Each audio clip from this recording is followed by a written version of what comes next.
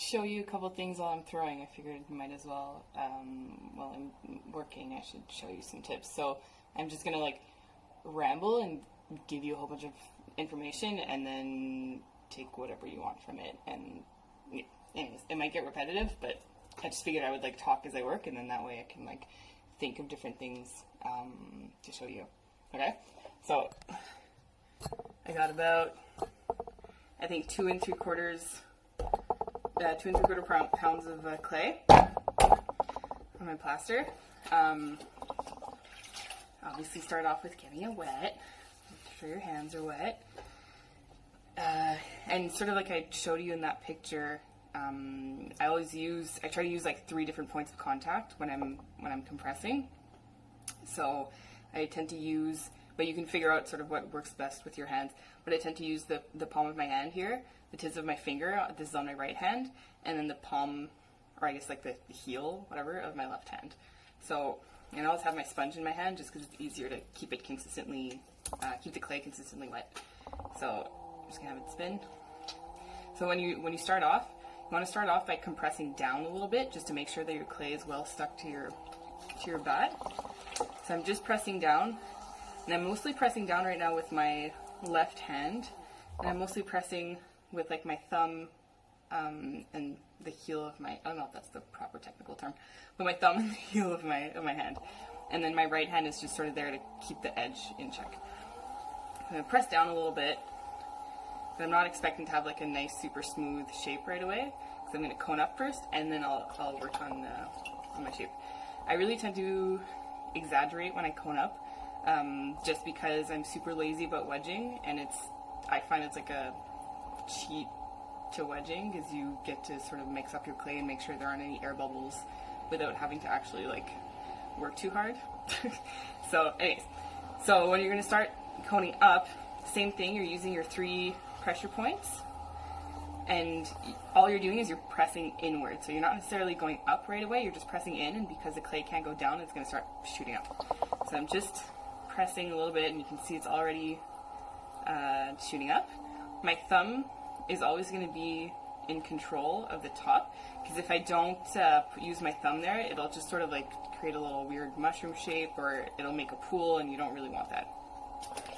Okay, so I'm just doing my, I wish I had a bird's eye view for you, but I'm just doing my little 3-point, and once the clay starts properly moving up, then I'm going to start following. So I'm going to start moving up with it. See, like my hand here isn't doing much. I'm just having, I'm just applying pressure just at one point, and then here, here and here is where I'm really pressing, and the sponge is just there to pick up all the slip as I'm going.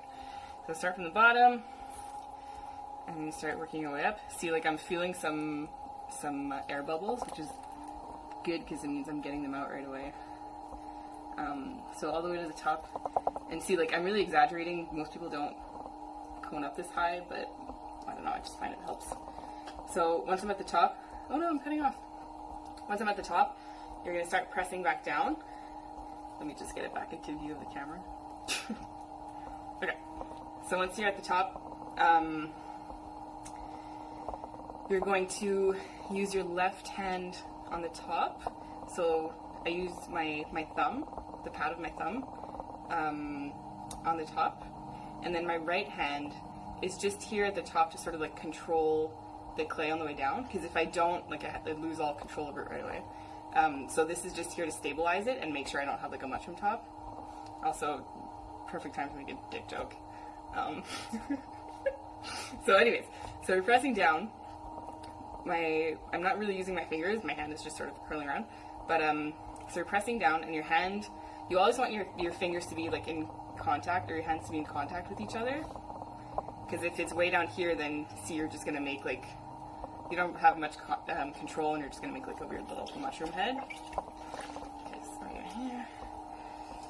So you're really pressing down with your left hand, and your right hand is there to, see, your right hand is there to control the clay on the way down to keep it nice and round.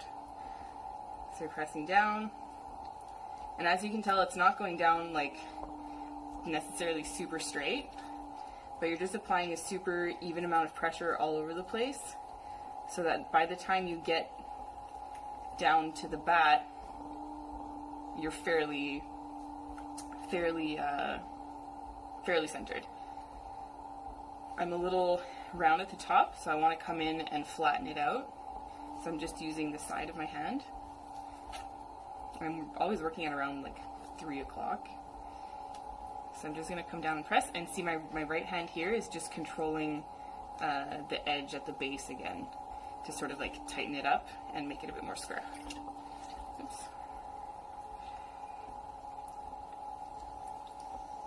And you can see how my pinky wants to come and curl around over that corner. That way I can really like compress it well. Because if I don't do that and I'm just like pressing like this, then you automatically see you make like a little mushroom top again. You don't want that. It starts spilling off the top. So, fingers control at the base, and your pinky's curling around, and then you got a nice flat piece of clay. So once you're at this stage is when you can start opening up, pulling up your walls.